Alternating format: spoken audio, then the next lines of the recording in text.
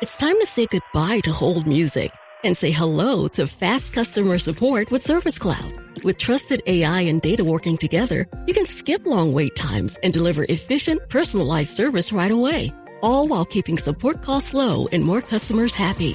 Reimagine your customer support with the #1 AI CRM for service. Learn what's possible at salesforce.com/products/service. I'm Jason Palmer, one of the hosts of The Intelligence, The Economist's daily current affairs podcast. The Economist's award-winning shows make sense of what matters, from our special series on China's president to our weekly podcasts on business, technology, and American politics. Our journalists provide fair, in-depth reporting on the events shaping the world. Search for Economist Podcasts Plus and sign up to our free 1-month trial. Welcome to the Human Capital Innovations Podcast, your go-to source for personal, professional, and organizational growth and development. We hope you tune in often for all things people management, organizational development and change, organizational leadership, and social impact related. Maximize your personal and organizational potential with Human Capital Innovations Podcast.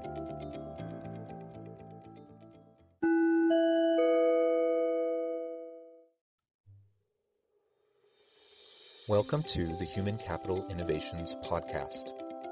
In this HCI podcast episode, I continue my discussion with CORE HRIR in India about performance management and assessment and data analytics.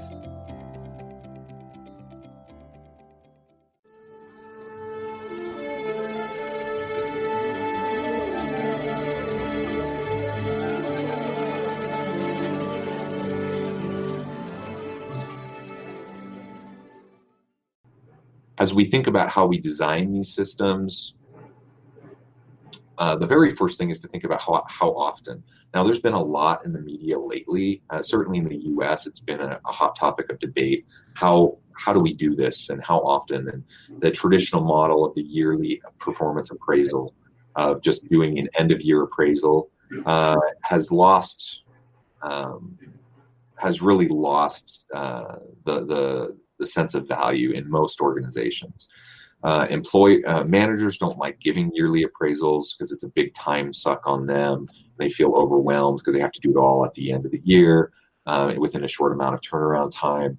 Employees don't like it because they don't find it particularly useful. You can imagine a year-end appraisal. It doesn't usually connect very well with your performance throughout the year. There's usually all sorts of recency bias built into it, and it certainly doesn't give you an opportunity to improve your performance if you had something happen in February, but you don't find out about the performance from your boss or get any feedback until December. So the idea of a yearly performance appraisal is kind of a silly one, and I think most organizations are moving away from it. I would recommend personally that you move towards at least a quarterly appraisal system. That doesn't mean it always needs to be completely formal. But there should be at least quarterly performance discussions with your manager. And personally, I'm of the opinion that it should be much more often than that. And particularly with millennial workers and with Gen Z workers, they expect constant mentoring and feedback. And so if a week goes by where they're not having at least some short, meaningful interaction with their boss about expectations and about the performance and getting feedback on how they've done, then they're not happy and they're not satisfied and they're not going to be engaged and they're going to leave the organization. And so we're getting into the world of real-time performance evaluation. And that actually can really be enhanced through the use of these new HR technologies and artificial intelligence that can help.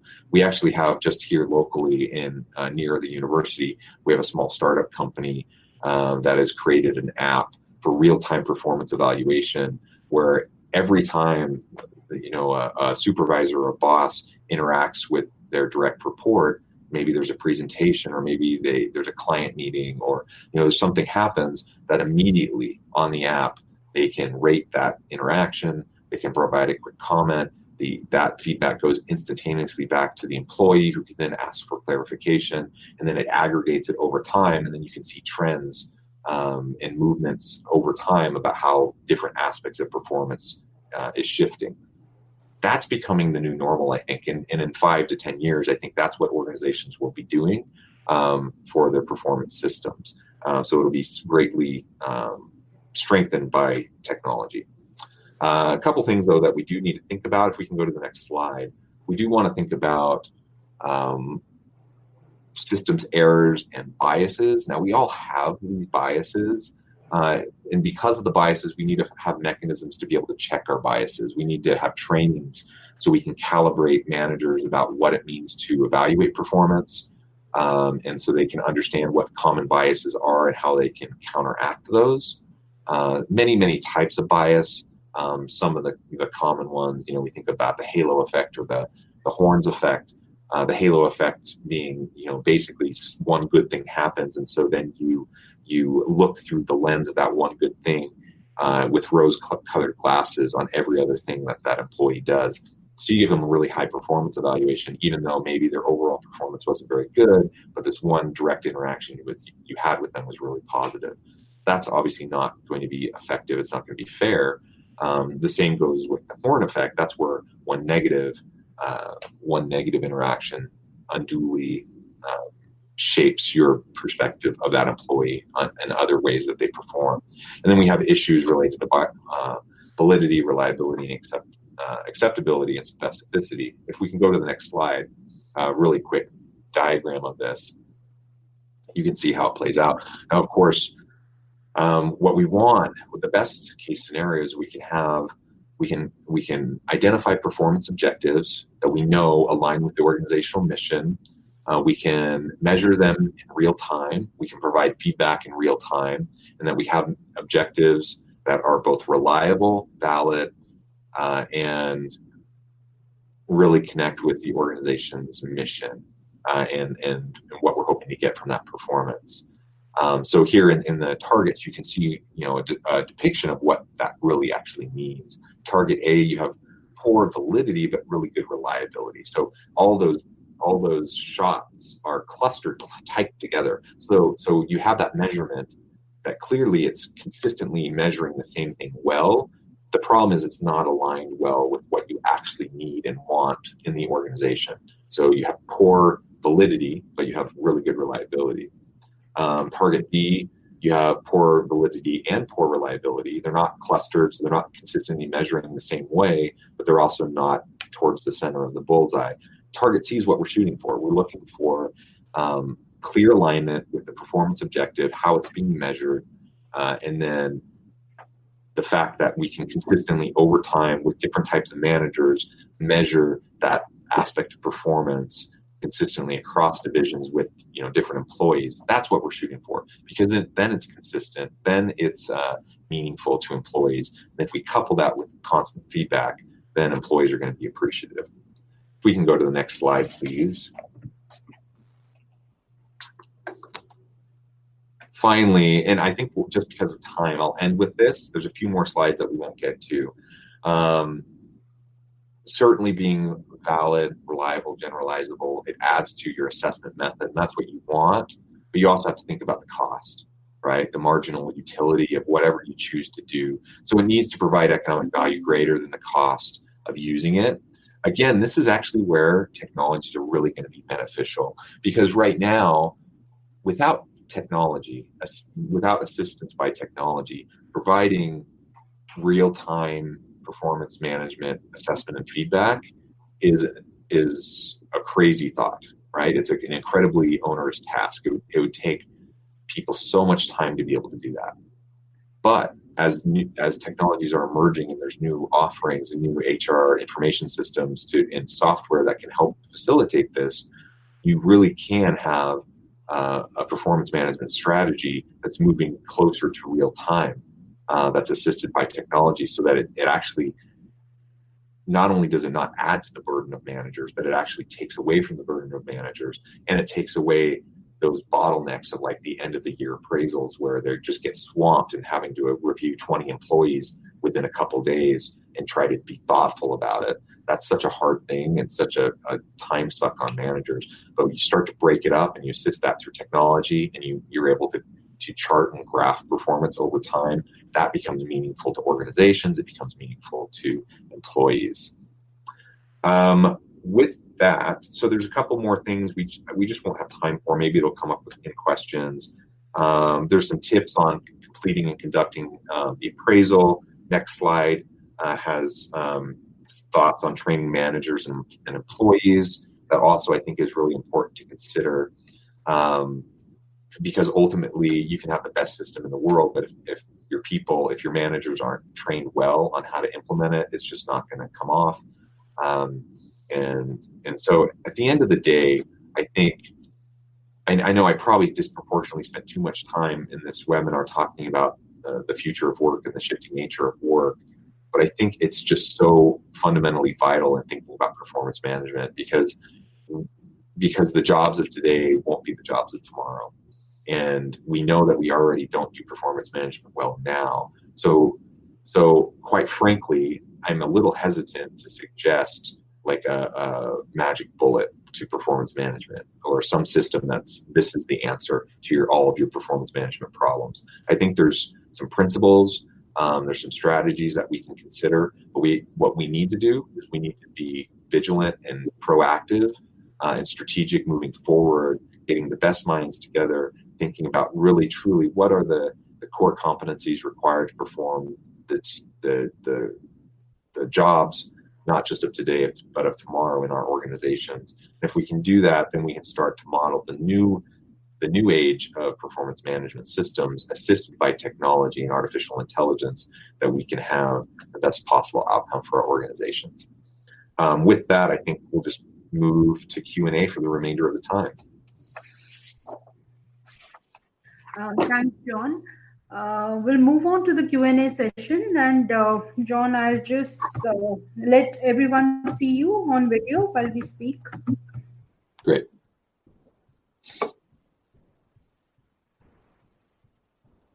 Great. So, John, our first question is from Rajesh Singh, who states that in current scenario, there is a lack of management support and biases which practically exists in organizations. So how to develop a robust performance management system that deals with such challenges? So there's challenge. So basically you're talking about having a good performance management system within an organization where there's not a culture for it and you have resistance from the top down. Is that kind of the question? That is correct. Yeah. That's a big question. That's a really hard one. I'm not sure I have like a perfect answer for it.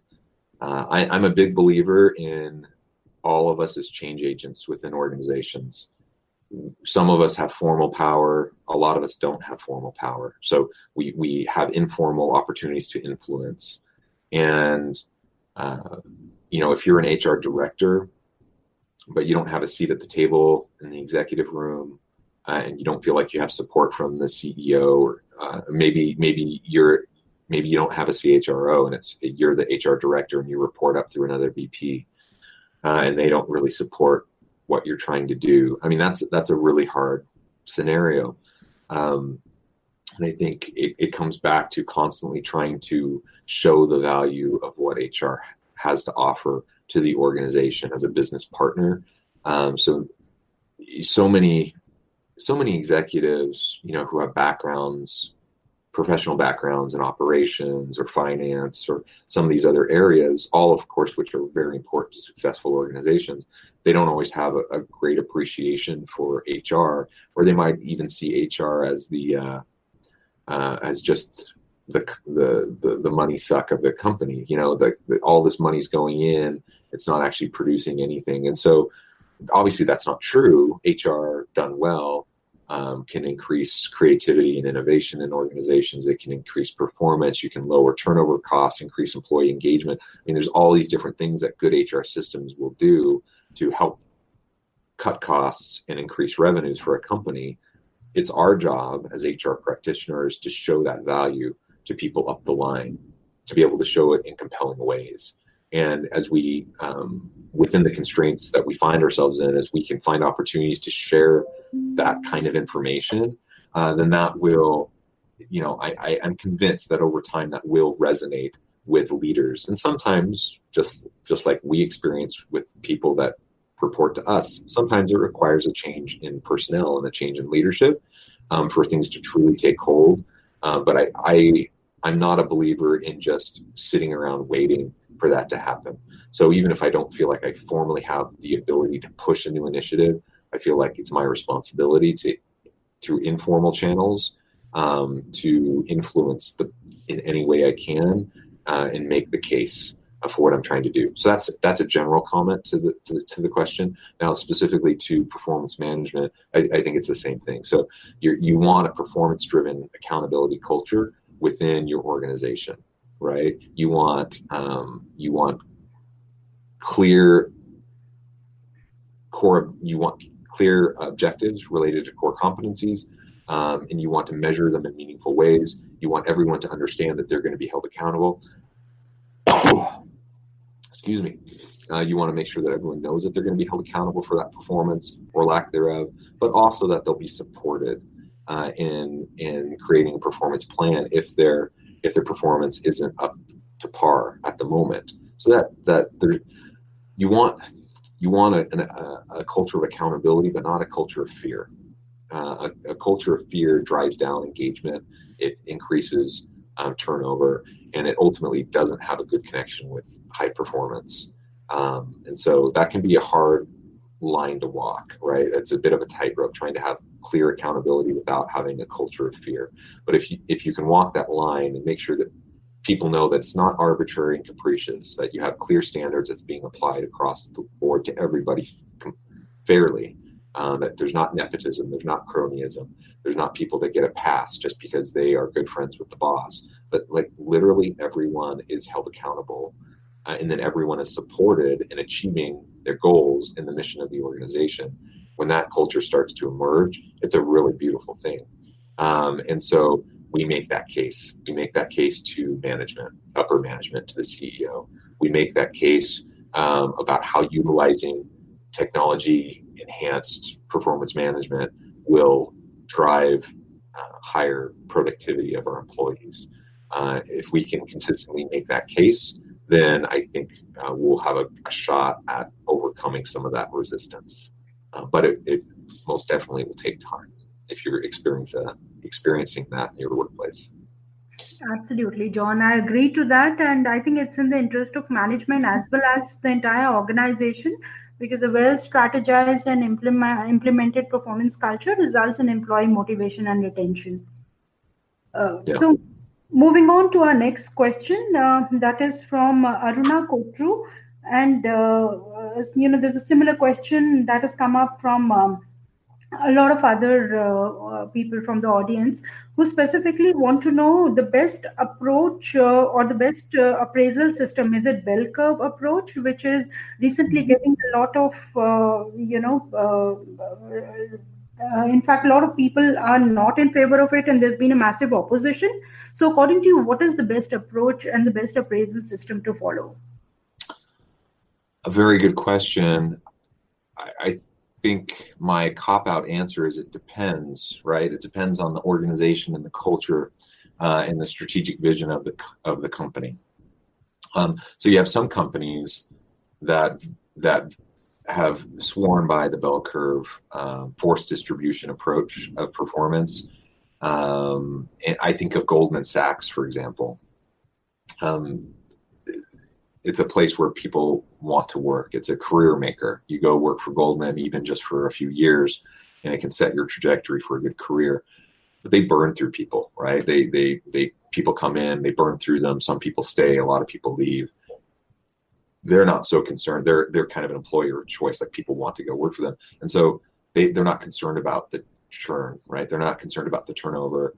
And they basically put the grind, they just put the pressure on people. And if you're not in the top 80%, it doesn't really matter. You could be an awesome employee. I mean, I don't actually believe this is true, but you could possibly conceivably have, a division, like a group, a division or an area at Goldman where you have 10 people and all 10 of them are awesome employees that all deserve not just to stay, but to get promotions and to get raises.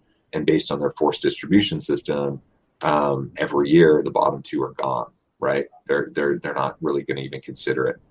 They're just going to keep the top performers. Now, I think certainly there's lots of problems with that, and most companies aren't a Goldman Sachs or a Google or one of these hot tech companies that people want to flock to. Most companies are fighting for talent, and in that kind of a scenario, you can't afford to get rid of a good person just because they don't fall on the right part of the curve. I think that's a silly, arbitrary kind of way of making a distinction. What I think is much more fair, which I think most employees appreciate, is to have clear expectations set, clear performance standards that are articulated, have clear ways that those are being measured, and then have that performance communicated consistently over time. And if you have 5 people on your team and all of them are awesome, then that's amazing. That's awesome. And you don't want to get rid of somebody just because they happen to be the least awesome of 5 awesome people, right? The same goes the other way. You don't, just because you have 5 bad employees, you don't want to keep one you don't want to keep the least crappy employee just because they're less crappy than the other ones. And so keep good employees, get rid of bad employees, have performance plans in place to help marginal employees improve. That's the approach that I believe in.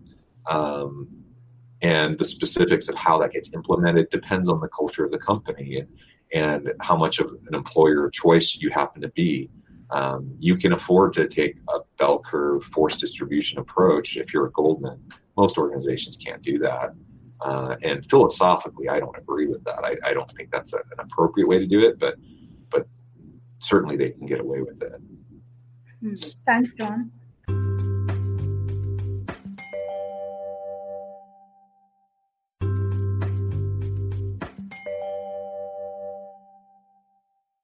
John, we are talking about HR analytics and big data and a lot of data that, we are bouncing with this. How do we use HR analytics to devise strategies to implement, performance management and to keep employees motivated? Yeah, I think it comes back to just making sure you're measuring the right things. I don't know how many on this webinar have seen the movie Moneyball. It's a movie about American baseball. It's a true story. A manager who had a team, a payroll for his team that was way below the average for the league. And so you had big market teams like the New York Yankees, you may be familiar with, that could afford to pay basically 10 times the amount that his payroll could pay for his athletes on his team, but he's expected to compete at the same level. And so this whole movie, it's a fascinating movie. It actually, it's very well done. It was a Best Picture nominee in the U.S. maybe 7 or 8 years ago or something. It's a very good movie in and of itself, but related to HR and related to people analytics, it's a fascinating movie to watch through that lens. And he based the general manager of the Oakland A's, this baseball team, he basically decided he was going to completely disrupt the way that he evaluated performance of the players to see which players had the best value to contribute to the team to make the team collectively successful. So not individual stars having good careers, but the team collectively successful. And what he ended up doing through analysis over time is recognizing that traditional metrics that have been measured in American baseball for hundreds of years aren't actually the best metrics for who's going to be the best performer to help the team succeed. And he came up with his alternative metrics, and he started to follow those. And then that influenced how he got rid of some players and how he traded for other players. And he built this team that looked a little bit like a misfit team with a really small payroll that was like 1/10 of the payroll of these big market teams. And what happened was they went on to set the record for the most consecutive wins in a row, in baseball history. They won their division title, and And they had years and years of great success through this approach. And that approach then started to bleed into American basketball, and American football, and some of these other sports, and get the attention of industry. Now, certainly, this person didn't invent analytics, and he didn't invent people analytics or performance analytics, but he took a new novel approach to trying to think about which performance metrics actually matter. And I think that's what we all need to do, is think about which performance metrics actually matter, and then measure those, and then feed back that data back to our employees consistently and help them see where they're doing well, so that they have that constant motivation to do a little better, but also feel supported in being successful. As we do that, everyone likes to be part of a successful team. Everyone wants to contribute. Well, I suppose not everybody, but most people go to a job because they want to have meaning in their work. They want to contribute. They want to be successful. They want to have a good career. They want to help the company succeed. They want the team to succeed. We want to find ways as managers to help that happen. And when we do that, that increases engagement, that increases motivation, and it all comes down to knowing what we're measuring, because that influences how we write our job postings, and how we recruit, and who we interview, and how we select our employees, and how we place them in the right types of jobs. It has implications for every aspect of HR in doing it well. I'm not sure if that fully got at your question. But. Yes, in fact, in continuation to the same, what our participants would like to know, if you could cite a few practical examples of what organizations are doing globally, through HR analytics. How is it helping in terms of changing trends? How is it helping with changing trends? Is that trends and implementing, performance management in a more effective manner? Yeah, good question. I think we, every now and then there's new reports put out by some of these tech companies, leading companies like Google, that give us some insights as to what's working well for them. It's a tricky thing because, again, I hate to always say it depends, but it does depend. It depends on a lot of stuff. It depends on the context, the geopolitical, social, cultural context that organizations function in. Depends on the sector and the industry. It depends on the type of organization, the organization's mission, all that kind of stuff. But with that said, with that caveat, you have great examples from tech companies like SAS or Google, who are these big global companies with tremendous success. And what they're doing is they're getting rid of the yearly performance appraisal, plain and simple. So I don't know. I'm sure back in India you wouldn't be familiar with this, but I'm sure you've heard of Silicon Valley, right? In the Bay Area, a tech hub, right? Well, where I live here in Utah, it's actually one of the other really big tech hubs in the United States. We call it Silicon Slopes because we're in the Wasatch Mountains, and we have a big hub of tech companies. We're one of the highest levels of entrepreneurial tech activity in the country. That kind of stuff happening right here where I live. And one of the companies here is Adobe. I'm sure you all know Adobe. They famously, maybe 5 years ago, they famously came out and said, we are done with performance management. We're getting rid of all performance appraisals. And that sent shockwaves. People were really surprised by that. They're like, how can you get rid of performance management and performance appraisals? Now, what did they really mean? Did they really get rid of all performance management? Well, of course not. And does Google not do performance management? Of course they do. It'd be ridiculous to think that they're not doing performance management. But what they're doing, and what Adobe did, is they got rid of the yearly performance review, the yearly performance appraisal, because what they found is it did nothing to improve performance. It was just this arbitrary process, jumping through hoops, really for kind of legal reasons, right? That you had documentation in case of lawsuits or things. And that really was the only reason they did it. but it wasn't meaningful in terms of motivation or increasing performance and coaching team members, helping them do better, helping drive performance for the organization. And so they just said, get rid of it. We're not going to do performance appraisals anymore. Of course, they still do performance management, but they've just moved closer to a real-time type of performance management system where there's regular coaching, there's regular feedback, there's regular interaction between the boss and the subordinates, and that they try to level the playing field so that people feel like they can have those discussions on a regular basis. That's what I see happening with the really innovative companies that are trying to push the envelope on performance management, not locking themselves into kind of rigid practices and traditions that have been done for a long time, but really looking at what's going to fit with our organizational mission and culture and help us to achieve that. Thanks, John. Yes, a lot of organizations have given up sharing performance ratings and instead focus on, sharing continuous performance reviews and feedbacks. Great. Yes. The next question is from Nobarun, who wants to know the useful HR matrices for organization performance management system.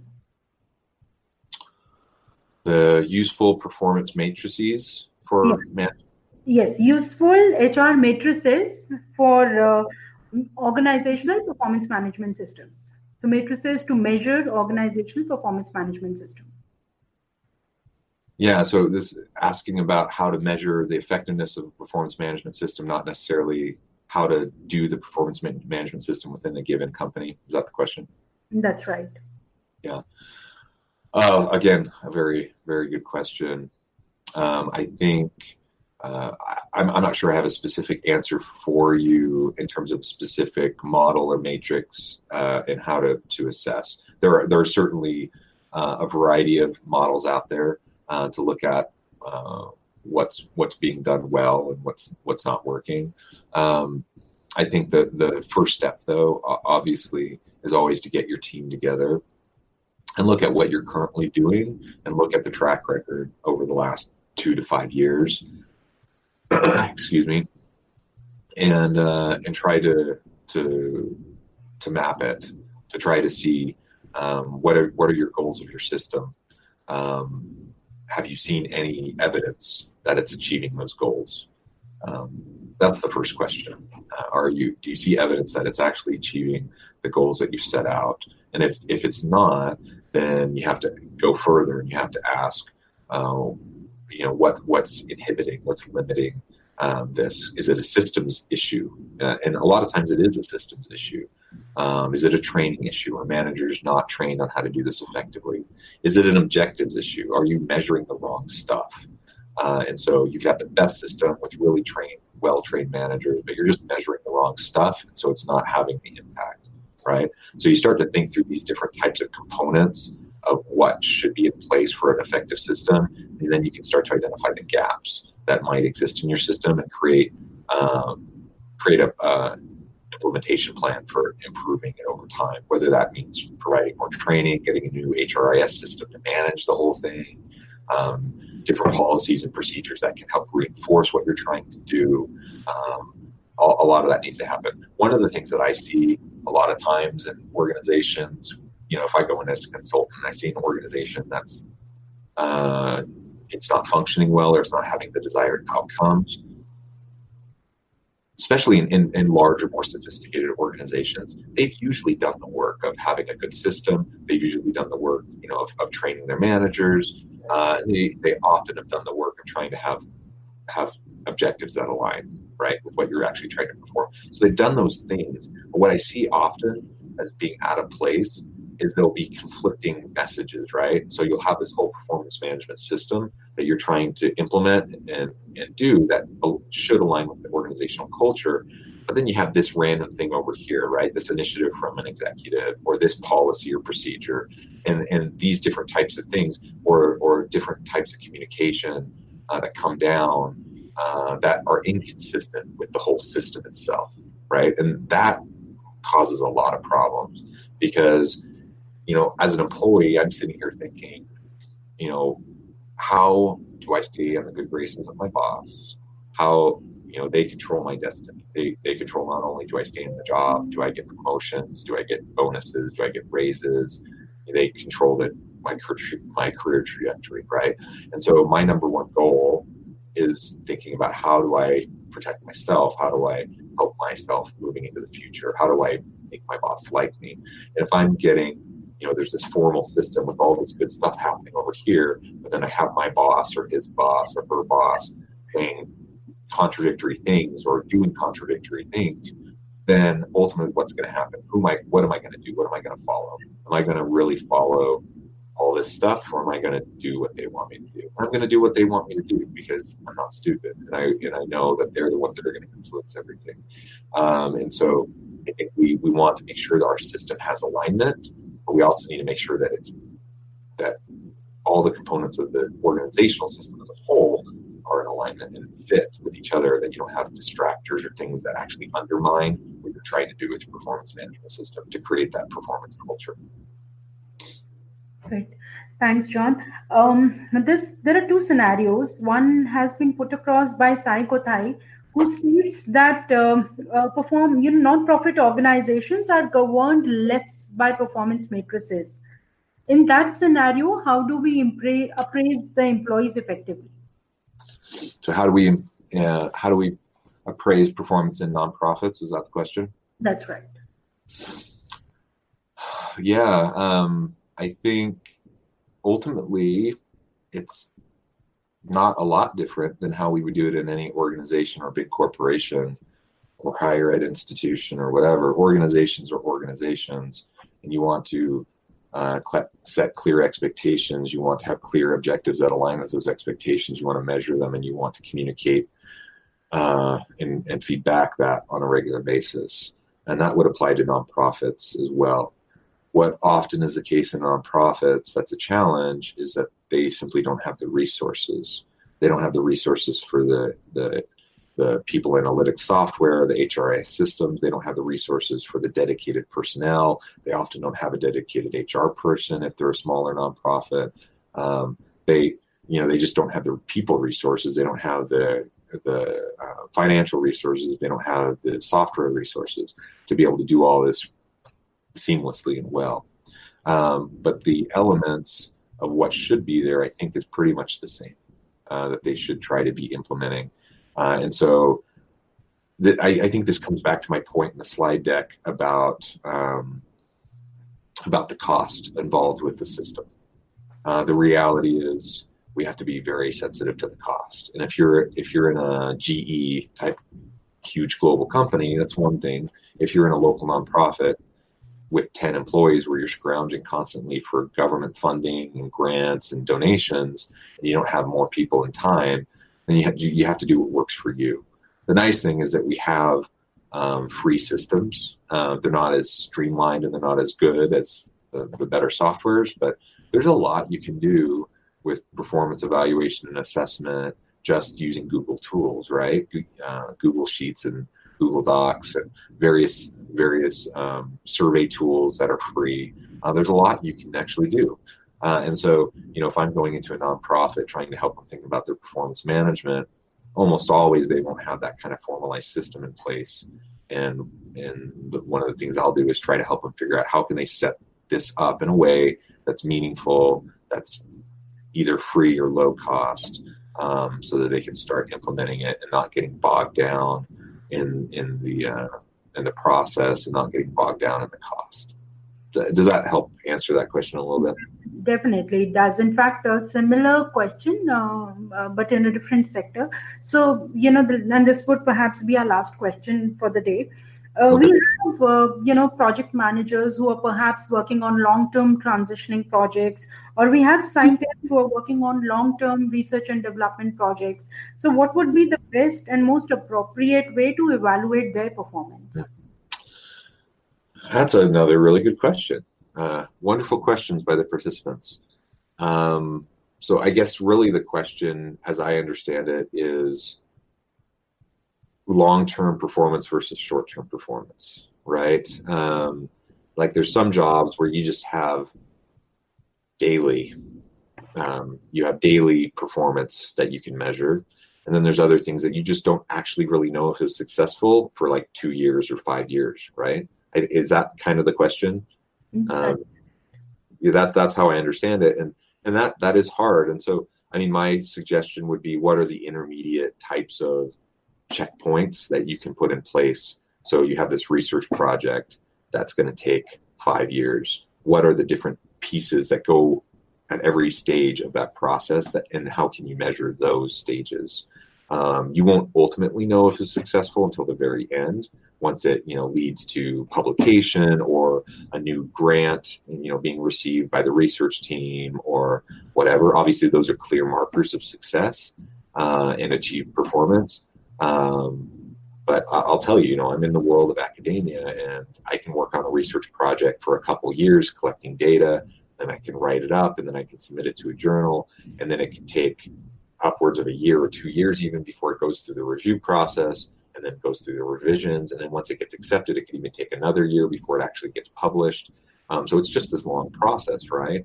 So what that means for me as a professor or as a researcher is that I have to have a pipeline of evidence of performance at my university. I have to be able to show them consistent hits, consistent successes.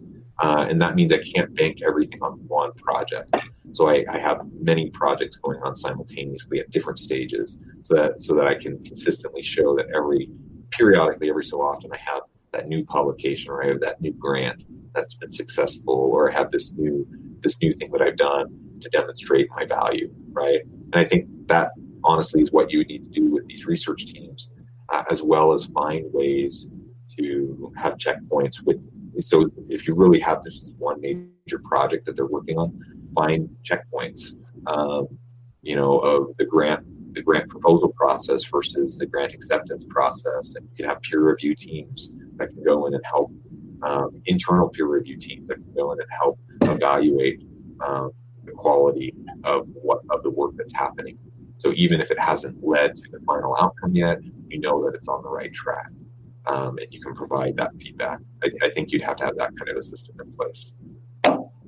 Absolutely.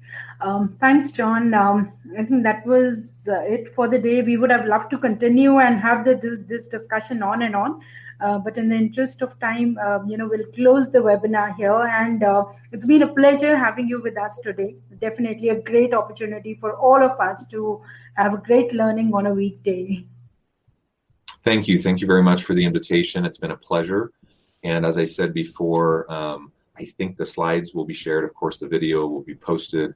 For any of you who have been participating on the webinar, my contact information, you can look me up on Google, or you can see my contact information in the slides. Don't hesitate to contact me if you want to connect on anything, or have discussion, or look for a collaboration or something like that. So I appreciate the opportunity. It's been a pleasure. Thank you, John. And I would request audience, please feel free to reach out to CORE HRIR team, or you can connect with John directly on LinkedIn in case of any further queries. Thank you so much, John, and thanks to all the participants who've been here. We would love to hear from you, and kindly share your feedback. Also, a big thanks to Veer, Bhanu, Kirti, Kashish, and Anu, and many more people behind the scene for their never-ending support to make these webinars a success. Okay, thank you. Good night. Thanks, John. Good night. Good night, everyone.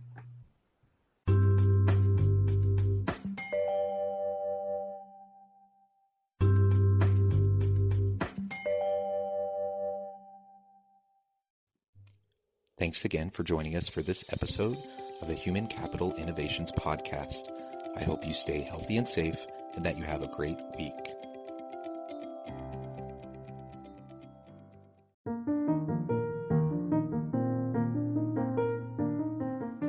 Check out our new weekly LinkedIn newsletter, Alchemizing Human Capital, exploring industry trends via original research and interviews with executives and thought leaders from across the globe. We look forward to having you join us.